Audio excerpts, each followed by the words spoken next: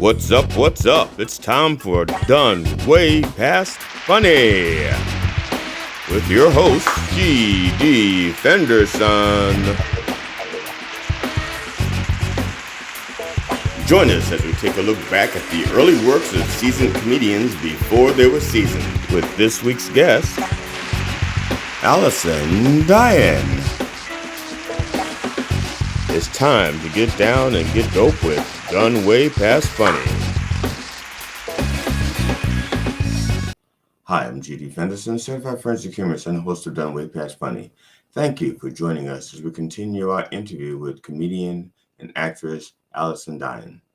Enjoy.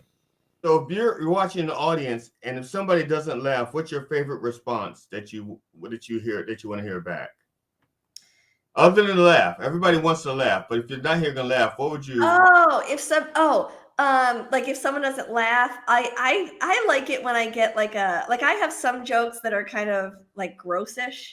Like I have a joke about condoms that my husband buys bargain condoms, and I say our two brand choices are 50-50 and maybe baby. I'll say, the condoms are cheap when on the box it says rinse and reuse. Oh. And usually I don't get a laugh. I get like a gasp. Ooh, or yeah. Like a ew, or like a something like that. And I don't mind that because it kind of fits with the joke, like that reaction. So I don't mind that. Or I have one joke where like a work joke where my mom, being a typical mom, I'm having a problem with my boss, and she's like, give me his name. I'm gonna call his mother. And I'm like, no, Ma, you can't do that. His mom's dad, call his father. And then normally everyone goes, ooh, like I call in the principal's office or something. Ooh. So like I don't mind like a gasp or like a ooh or like a anything like that. Because actually, when you're writing it, that's what you're almost expecting. Says, oh, if somebody laughs at this, they're a sick little fuck. Right. And it just like creates like the the tension too, right? Yeah. Like in the room and everything. So I don't mind like those reactions at all. So I would say, like, other than a laugh, probably either like a gasp, like a oh my god, I can't believe she just said that kind of reaction is fine with me too. That would probably be my second favorite one, like that just came out of her mouth. Yeah, my favorite non-laugh response was I had one lady say, "I just peed my pants." That's to me, that is like so. Yeah, that's it. That's what you go for. Yeah, that's what we're all going for. We want to make you pee your pants. Yeah, clapping's another good response. Yeah. So, I think we're at number 3, part 3. And to be honest, I can't remember. This is I enjoy talking with you, so it's like I forget what was actually the comedy and what was just us talking and laughing about. I can't remember. We talked about my yacht joke. Yeah. The one joke I was surprised didn't work, and because it normally did, was the one where I say I was a good friend to all all my customers. A good friend lets you know when you're acting like a total asshole. Yes, I think some people took that personally. I guess so, because I'm like, oh my god, they didn't laugh at that. I was kind of like, I was like surprised. Yeah, because that is. And I think you can kind of see it, Oh, and I wanted to point out one other thing in the first clip, because you were nice and didn't say anything. One is, I had trouble I never used a mic stand like that. I don't know what you call that mic stand with the. Oh, right. I think it has like a boom. It has a boom on it. Yeah. And so I had trouble like getting the mic out of the stand for some reason. I don't know why I had trouble. So that's why I left it in the stand for so long until I could figure out how to get it out. That's very professional because I saw you doing it, and then even he's like, I think he lowered this just for me, and it's like a little song and dance. But you went on with the material. I just didn't know what to do, and then I didn't want to move the mic stand because I was like afraid I'd break it. So instead, I just kind of like walked around it. I was wondering why you didn't move the mic stand. I did wonder why. I didn't write it down. Usually, I think I'm getting soft. I've done so many of these interviews now because I used to say things like, "So why didn't you move the mic stand?" It's like comedy 101. Move the mic stand out of the way. Yeah, But so yeah, no, I was like I was literally afraid I'd break. Now I wouldn't care, but like back then I was like, I don't want to break. oh yeah, because I mean, if I go, do I do. But actually, this is a green screen, and I'm afraid that if I move too much, my camera will fill my body in with something else Oh, I gotcha. because it's a green screen, and then when I come back, you'll be seeing like right through me, and I have to like readjust everything. So Oh, gotcha. I was gonna grab the microphone stand, which is like the one you have there, and just show the audience, all the moving parts. Yeah, I had never used a mic stand like that before. I don't know why. I just thought like, when you're first starting out, it's like anything new freaked me out.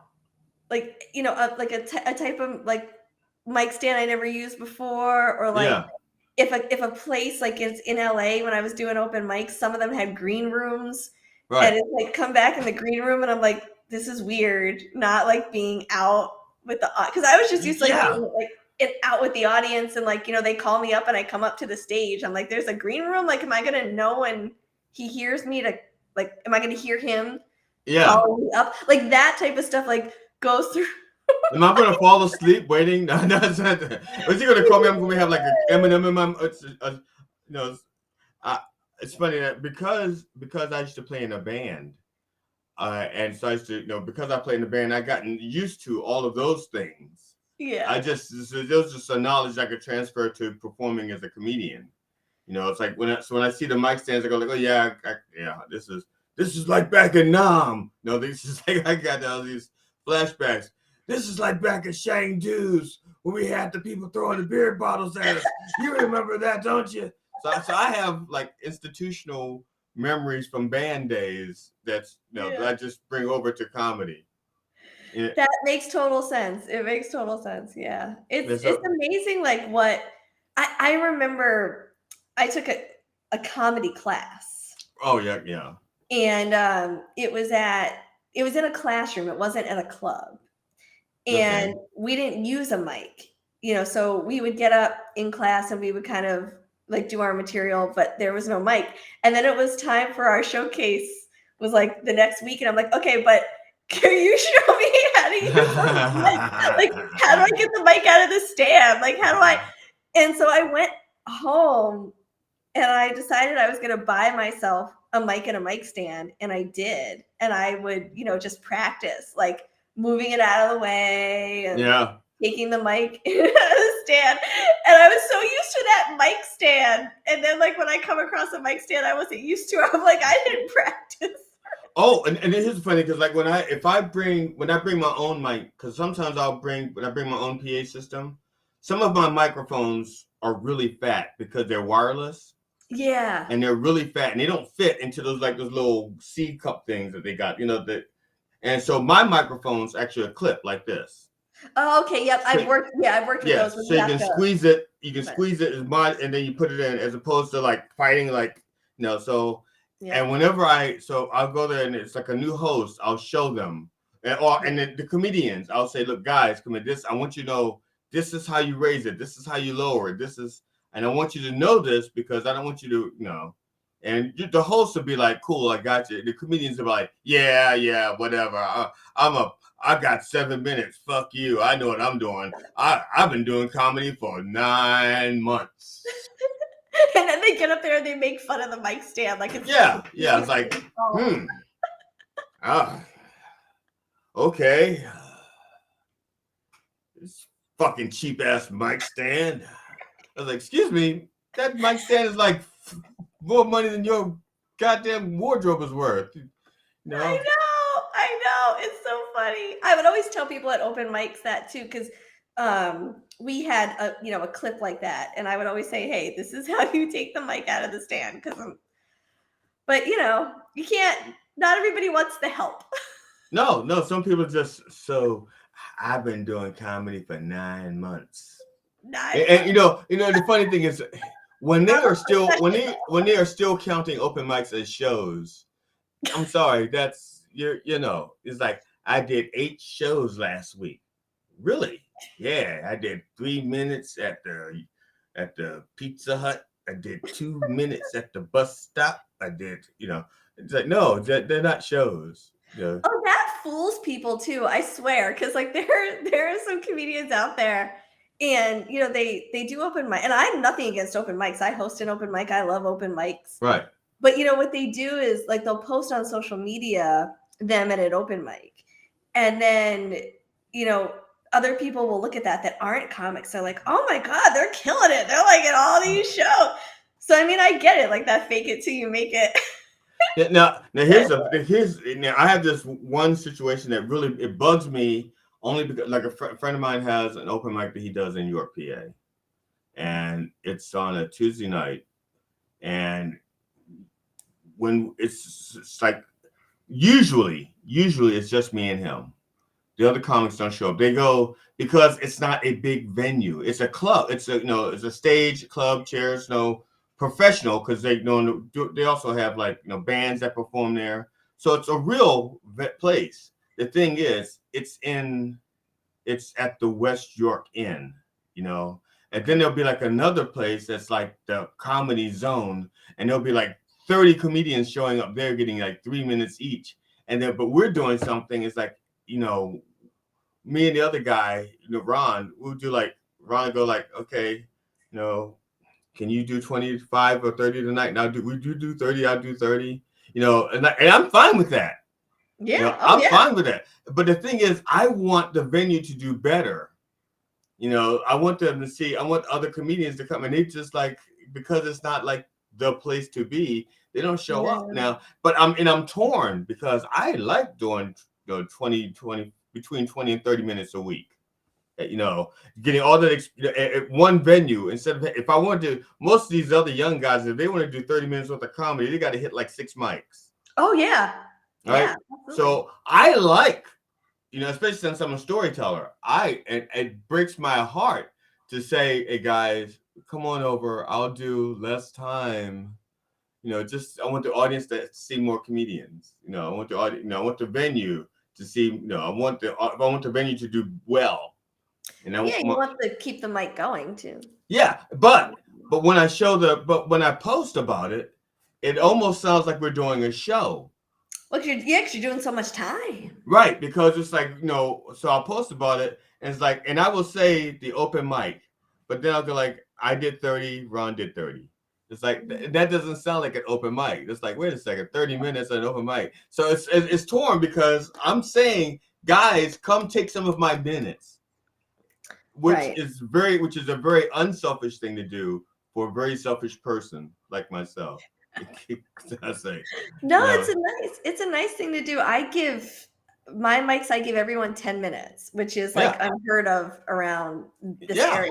Normally it's 3 minutes, 5 minutes.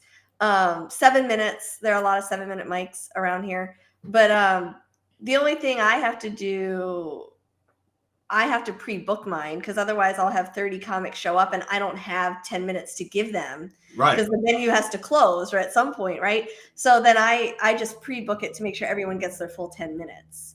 But yeah, I think that, being able to practice those longer sets is really important because it's really hard. And I think this clip is kind of an example of it. I wasn't used to doing, I had 10 minutes of material, or what I thought was 10 minutes of material, right? But I never did 10 minutes straight because no one was giving me 10 minutes. So it's really a good thing to be able to practice those longer sets and your pacing and all of that stuff. And I think like some of the other comics around here that are either working on shorter sets or don't have 10 minutes that they want to work on, they'd rather hit a bunch of mics and do like the 5 minutes that they're working on. And I hate that. Different crowds. You know what I mean? So I think it depends on what you're looking for, I one of the things I was like, a friend of mine was saying, a friend of mine says, I'm about to do my first 30-minute set. I said, have you ever done 30 minutes of comedy at one time before? He goes, no. I said, do your 30-minute set. Stand up for 30 minutes and do it because it's totally different. It's totally different being up there by yourself doing 30 minutes. Your body gets, if you're not used to 30 minutes, like 30 minutes, when I'm done, I'm like, where's the other 30 minutes? I can do another 60 minutes because I'm used to it. But when you're not used to it, it's like 30 minutes is like fucking ever. Your body is like, come on. You're standing, and some guy, and I said, because a lot of guys, one of the things I tell young comedians is like, what to do is they get up there and they start to get tired, and they Yeah. start to lean on the mic stand. Oh, yeah. That's a good thing. And even if they have a good joke, the audience sees just a tired old person in their 15s or 20s, in their teens and 20s. No, but they're like, and they'll have a good joke, but they're leaning on the mic. It's like, no, and they give up their power. You got to stand strong, stand tall, and it also affects your posture, which affects the way you breathe, which affects your delivery, which affects your confidence, which affects the way the audience sees you. Yeah, absolutely. I agree 100%. And it's there's a lot of comedians, I think. So sometimes I think people are trying to be cool, right? So they're like, I'm gonna be cool and I'm gonna like lean on the mic stand and like that's my vibe. I'm gonna be like chill.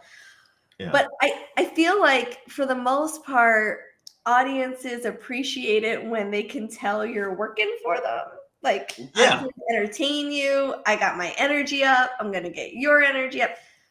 There's acts that are high energy and low energy, and that's fine, whatever works for you. But I feel like the audience definitely wants to know that you're working for them. You know what I mean? Does that make sense? So if you lose your energy, I think they can, they can tell, they can feel it. Yeah, not like Mitch Hedberg, Stephen Wright, they are not like flashy comics, but their material is so fucking good that you can tell they worked at it. Oh yeah. Yeah. Oh yeah. Yeah. So if Stephen Wright just stood there on his chair like this and just started doing his materials, like, yeah, he looks like he's falling asleep or whatever, but the material is like, no, he worked at this shit. This is funny. Right. As opposed to a young comic who's like, I had one comic, he had never done 7 minutes before. But he told the host that he had done 7 minutes. Okay. He lied. He says, yeah, I can do 7 minutes, and he hadn't. And he said, I did all these shows, and they weren't shows, they were open mics. So he lied on his resume, and he gets up there and he starts to do, and he went up first. He did his first joke, and it was a good joke, but the audience didn't laugh. But it was a good joke. Audience did not laugh, and his entire demeanor changed. Oh man, he dropped his head, and he starts talking to the mic like this, and he starts sliding his feet back and forth, and he's like, yeah, and that went on for like 6.5 minutes because his first joke didn't land. And he couldn't get it back. Like he lost his confidence. Right, because he never. As soon as he got off the stage, I grabbed him. I really wanted to smack him, but I grabbed him. I said, "You had good material." I said, "What's wrong with you?" And he goes, I asked him. I said something like, "So you've never done 7 minutes before?" He goes, "No, this is my first time doing 7." I said, "Why'd you lie to the host?" He goes, "Because I wanted that opportunity to say, yeah, but now you may never get that chance again." Yeah, that's the thing about it is that it's okay to go at your own pace. Right. It's okay. You don't have to. If someone gives you an opportunity, like we talked about, I respect somebody a lot more if I'm like, hey, can you do 10 minutes? And they're like, yeah, I can only do 5. All right, cool. I'll give you 5 minutes. Like, I respect that. And that person knows, what they can do and what's strong, like I have a strong 5 minutes. I have a strong 10, that kind of thing. And so I respect that. Much more than, people who just say yes to things when they're not ready for them. Yeah. Because that puts, if it's a show, especially when, it's a paid show, people are paying to do the show, the producer is, they're relying on you to do what you said you can do. Yeah. They're paying you to do that. So, it's, being honest, I think, is really important. And I think it earns people's respect. And I don't think people should be ashamed of that. Yeah. The first time I did a 90-minute set, I was not supposed to do a 90-minute set. It was a 90-minute show. I was supposed to do an hour. And the opening guy, the host of this thing, and the opening guy. Basically, the show was 2 hours, but the host, comes out, introduce. Then the first guy does 15 minutes. Next guy did 15, and then I do an hour, or 15 or 20. The feature did 15 or 20, and I do an hour. The Okay. feature didn't show up. Mhm. Okay, so now there's an extra 20 minutes to fill. The guy who opens, who's supposed to do 15 minutes, got 2 minutes. 2 minutes into his material, and he was doing so badly that he just walked off the stage. Oh Yeah, he just walked no. off. And so now it's like 90 minutes to fill. And so the host, when Enter. the guy, when he puts it, he's like, he's doing really bad. And he lets you know, he goes like, I'm just gonna walk, I'm just gonna stop because y'all aren't laughing. And so the host comes over to me and he goes, so the guy is like threatening this for like 30 seconds or so. So the host comes over to me and he goes like, can you do 90 minutes? I said, yeah, I got 90 minutes set ready to go. He goes, all right, you doing? And so I went, okay. And my wife, I set the camera, my hit record, and the guy walks off. He just takes his mic. He goes like, I'm done, and that's Oh it. So, jeez. so the host walks up and goes, and now for your headliner, GD Fenderson. I go up and I did 86 minutes. It was yeah, and That's it was awesome. only supposed to be like 60. Yeah. But I did 86 minutes, and I was like, and I was so psyched because from the very first time I did comedy, when I was done, 2 weeks later, I said, I'm gonna write a 90-minute show. I'm gonna write a 90-minute. And so I started, so literally 2 weeks into it, I started writing my 90-minute show. But I didn't want anybody to see it because I wanted it to be a surprise. I wanted to be like ready. And so I was like writing my 90-minute set, but I was still performing, trying to get practice, but I was performing things like I was doing different materials. So I had like two different shows. The one that I was writing, the 90-minute set, and I had a few things I was practicing for the audience, my opening stuff. The opening stuff I was practicing because I figured if I start off strong, the momentum would carry me. And Yeah. but I was still doing the other stuff so I could get to practice. I didn't want to do the same basically 15 minutes over and over and over again. So I was doing like 5 minutes here and then 10 minutes of something else. But when the moment came and he says, can you do 90? I said, yes. And I was ready.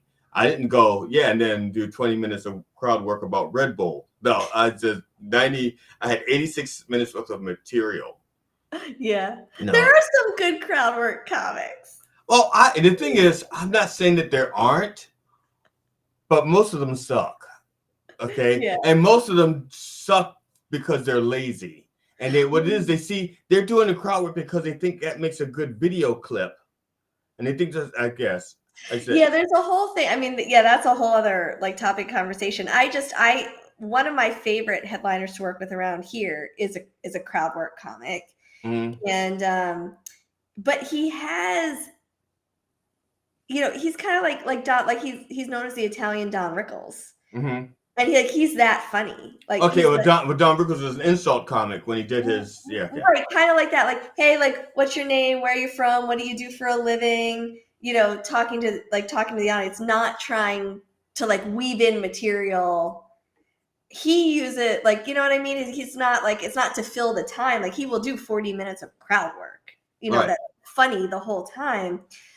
So, and the only reason why I'm saying, the only reason why I'm bringing it up is just because I know that there are some crowd work comics that struggle, that are good, Right. that struggle getting booked because I think that there's a bad reputation, for crowd work comedians, and a lot of clubs are afraid because they're afraid mostly that someone's going to get offended. Yes, yeah.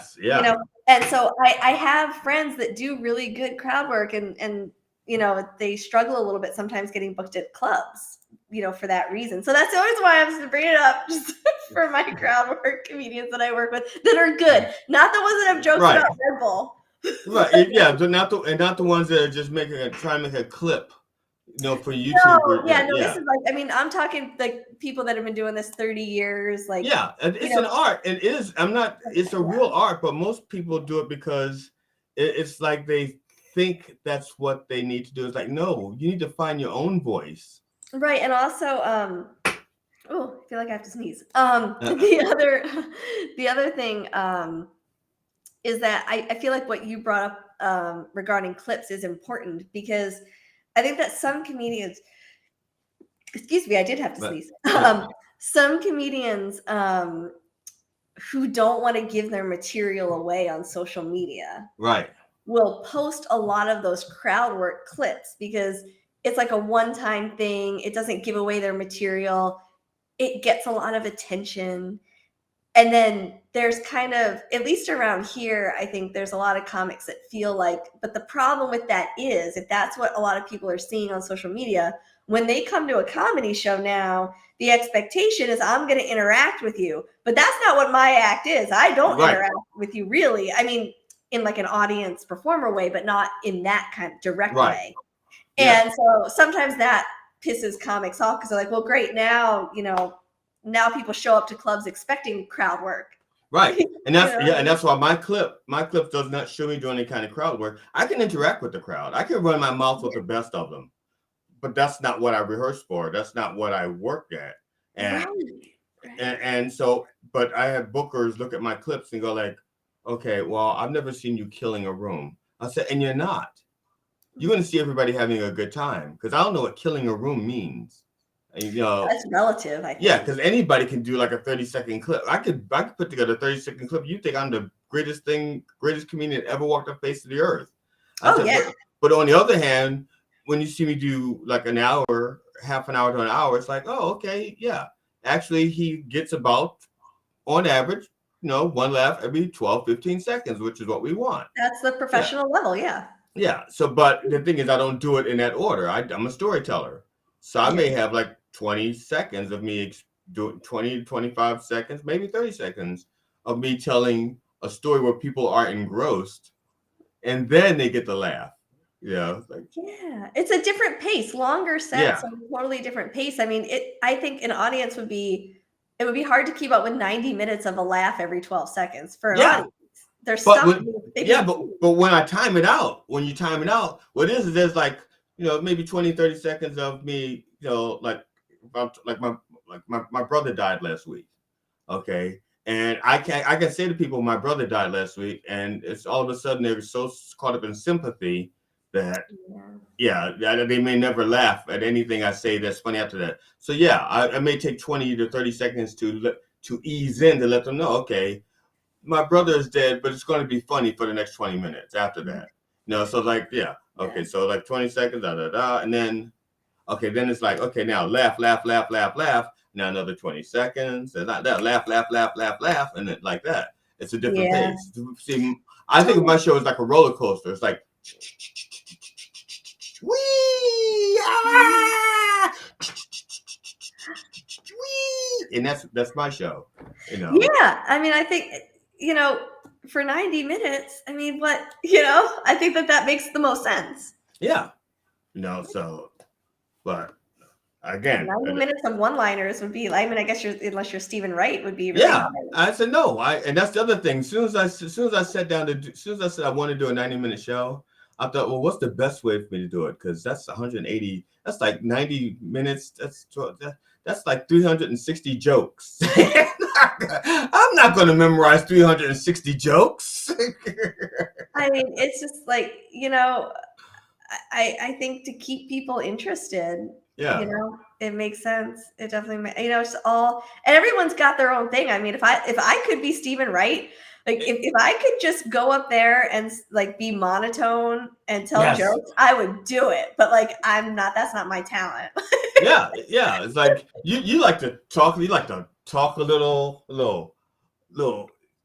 show a little. No. Yeah, I need to be more animated Yeah, for you like to do a myself little to work. Heisman throws once in a while, a little Heisman pose once in a Right. while. That's, so everyone's got their strengths. Yeah. Yeah. Speaking Mhm. of which, we're gonna do. Did we do part 3? No. See, I've had my hand on part 3 for a while. I don't know if I I pushed the keep button or talking. not. My Yeah. fault. All right, here we go. Part Let's do 3. it. I'm GD Fenderson, certified forensic humorist and host of Done Way Past Funny. Thank you for watching our continued interview with comedian and actress Allison Dyen. And please come back to watch more of our interview with Allison Dyen. And when you come back to join us, bring a friend.